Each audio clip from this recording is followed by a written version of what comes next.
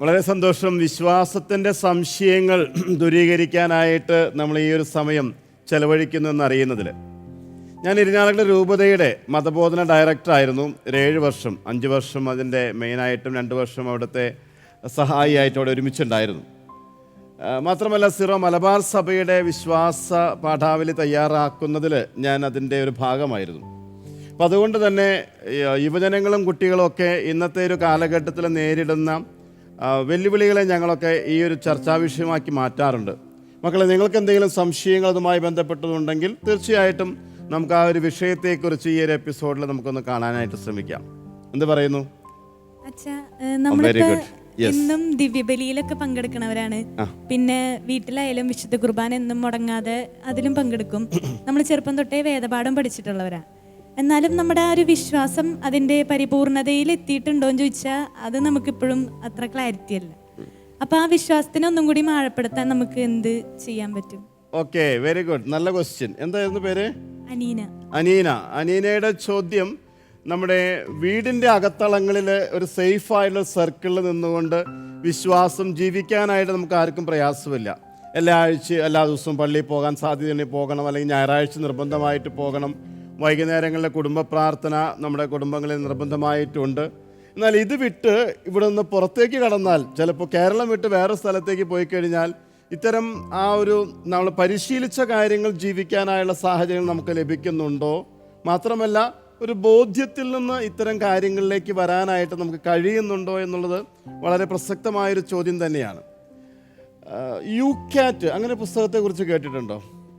യുവജന മതബോധന ഗ്രന്ഥം കേട്ടിട്ടുണ്ട്. ഓക്കെ, നമുക്കറിയാം കത്തോലിക്ക സഭയുടെ പ്രബോധനങ്ങളെ എല്ലാം ഉൾക്കൊള്ളിച്ചുകൊണ്ട് വിശുദ്ധനായ ജോൺ പോൾ II മാർപ്പാപ്പ 1992 കത്തോലിക്ക സഭയുടെ മതബോധന ഗ്രന്ഥം എന്ന പേരിൽ അടിസ്ഥാനപരമായുള്ള വിശ്വാസത്യങ്ങളെ നമുക്ക് വേണ്ടിയിട്ട് നൽകുന്നൊരു പുസ്തകമുണ്ട്. അതാണ് ഏറ്റവും വലിയ സ്രോതസ്സായിട്ടുള്ളത്.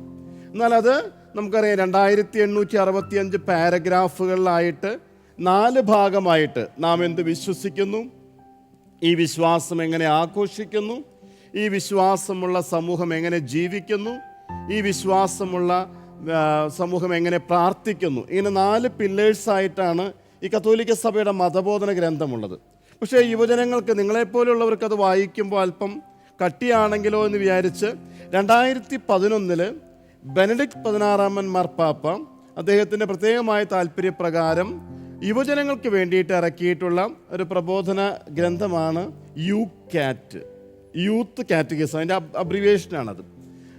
അത് 527 ചോദ്യങ്ങളും അതിൻ്റെ ഉത്തരങ്ങളുമാണ് അതിൽ കൊടുത്തിരിക്കുന്നത്.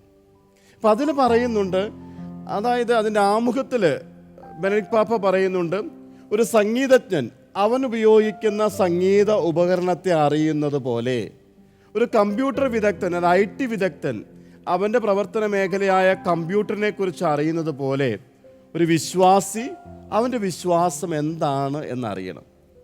അത് പ്രധാനമായിട്ട് നൽകുന്ന ആ ഒരു നിർവചനം തന്നെ ദൈവം മനുഷ്യന് വെളിപ്പെടുത്തുന്ന കാര്യങ്ങളോട്, സാഹചര്യങ്ങളോട് അവൻ നൽകുന്ന പ്രത്യുത്തരമാണ് ശരിയായ വിശ്വാസം, അല്ലേ? പ്രിയമക്കളെ, നമ്മുടെയൊക്കെ ജീവിതത്തിൽ നമ്മുടെ ജീവിതത്തെ നിയന്ത്രിക്കുന്ന ഒരു ദൈവമുണ്ട് എന്നും ആ ദൈവം എൻ്റെ ജീവിതത്തിൽ അനുവദിക്കുന്ന എല്ലാ സാഹചര്യങ്ങളോടും, നിങ്ങളൊക്കെ പാടാറുള്ള പാട്ടുണ്ടല്ലോ, yes lord yes lord yes yes lord എന്ന് പറയാൻ കഴിയുന്ന ആ ഒരു സമർപ്പണത്തെയാണ് വിശ്വാസം എന്നുകൊണ്ട് നമ്മൾ ഉദ്ദേശിക്കുക. അപ്പം അങ്ങനെയാണെങ്കിൽ വിശ്വസിക്കുന്ന കാര്യങ്ങളുണ്ട്, അല്ലേ? നമുക്ക് വിശ്വാസ പ്രമാണത്തിൽ നമ്മൾ 12 കാര്യങ്ങൾ അടിസ്ഥാനപരമായുള്ള വിശ്വാസം. എന്നാൽ ഈ വിശ്വാസം എങ്ങനെ ജീവിക്കണം? 10 കൽപ്പനകൾ നമുക്കുണ്ട്, തിരുസഭയുടെ 5 കൽപ്പനകളുണ്ട്, ജീവിതാന്തസ്സിൻ്റെ കടമകളുണ്ട്. ഇത്തരം സാഹചര്യങ്ങളോട് പൊരുത്തപ്പെട്ടുള്ള ഒരു ജീവിതാവസ്ഥയിലൂടെ നമ്മൾ കടന്നു പോകുന്നു. അപ്പം അങ്ങനെ എൻ്റെ ജീവിതത്തെ മുന്നോട്ട് നയിക്കുമ്പോൾ ഞാൻ നടക്കേണ്ട പാത ഏതാണ് എന്നുള്ളത്, അല്ലേ? ഞാൻ നടക്കുന്ന പാതയിൽ നിന്ന് മാറി ദൈവം എനിക്ക് കാണിച്ചു തരുന്നൊരു പാതയുണ്ടെങ്കിൽ ആ പാതയിലൂടെ സഞ്ചാരത്തിൻ്റെ പേരാണ് ശരിക്കും വിശുദ്ധി, അല്ലേ? അപ്പം അതുകൊണ്ട് നാം വീടുകളിൽ അകത്തളങ്ങളിൽ പരിശീലിച്ച കാര്യങ്ങൾ ഒറ്റയ്ക്കായിരിക്കുമ്പോൾ, സ്വാതന്ത്ര്യത്തിൻ്റെ ഒരു ലോകത്ത് ഞാൻ അനുഷ്ഠിച്ചു പോരാനായിട്ട് എൻ്റെ മനസ്സ് നിർബന്ധിക്കുന്ന ചില കാര്യങ്ങളുണ്ട്, എന്നോട് തന്നെ ഞാൻ ഫൈറ്റ് ചെയ്യേണ്ട ചില കാര്യങ്ങളുണ്ട്.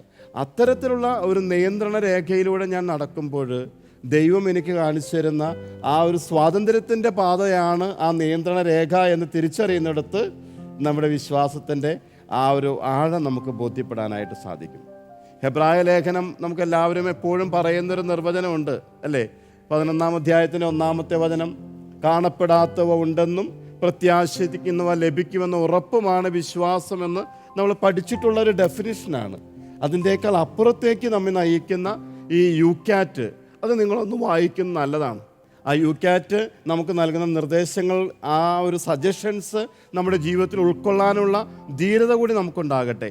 പ്രത്യേകിച്ച് നിങ്ങളിവിടെ നിന്ന് നിങ്ങളുടെ പഠനവും അല്ലെങ്കിൽ ജോലിയും ഒക്കെ ആയിട്ട് കേരളം വിട്ട് മറ്റു സ്ഥലങ്ങളിലേക്കൊക്കെ പോകുമ്പോൾ, വിദേശങ്ങളിലേക്ക് യാത്ര ചെയ്യുമ്പോൾ, എവിടെയായിരുന്നാലും നിങ്ങളുടെ ജീവിതത്തിൽ നിങ്ങളെ നയിക്കാൻ നിങ്ങൾക്ക് സഹായകരമാകാവുന്ന ഗൈഡ് ലൈൻസ് ഈ യുക്യാറ്റിലുണ്ട്. അത് നമുക്ക് പിന്തുടരാനായിട്ട് കഴിയട്ടെ എന്നുള്ളതാണ് ഈ അവസരത്തിൽ പ്രത്യേകമായിട്ട് ആശംസിക്കാനുള്ളത്, പ്രാർത്ഥിക്കാനുള്ളത്.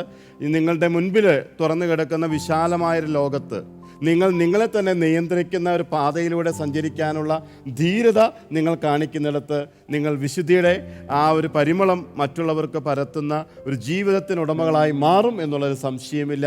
അതിന് എല്ലാവിധ ആശംസകളും സ്നേഹപൂർവ്വം നിങ്ങൾക്ക് നേരുകയും ചെയ്യുന്നു. Thank you so much.